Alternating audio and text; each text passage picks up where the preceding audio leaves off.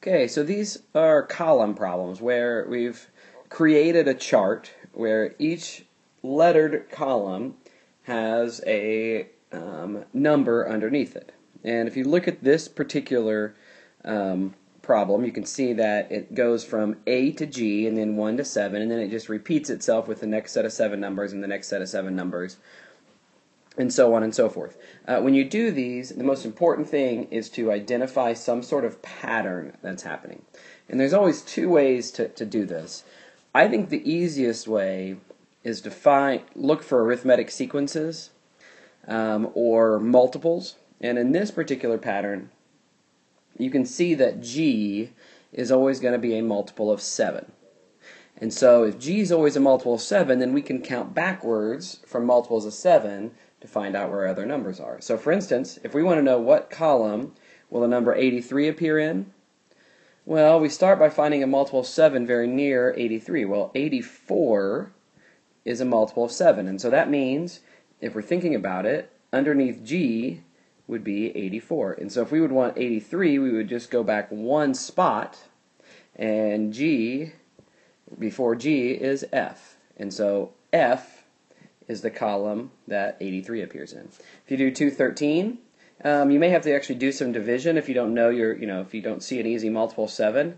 This one there actually is a pretty easy one because 210 is a multiple of 7. So that means that 210 would be in column G, and so we'd have a 210 here.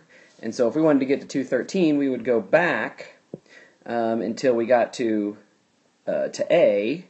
And so 211 would be under A, and 212 would be B, and 213 would be C. And so 213 appears in column C. Now, what was the 8th row in numbers? Well, this might seem like it's a little hard until you realize the first row is just the first multiple of 7. Second row is just the second multiple of 7. So the 8th row ends in 56, and so it goes back like this. And there are going to be 7 of these numbers, and so you might have to come up with a clever way to do it. The easiest way is to realize that they all have an average of 53, right? 50 plus 56 divided by 2 is 53, 51 plus 55 divided by 2 is 53. So the answer is just 53, the average, times the number of numbers, which is 7, which ends up equaling 371.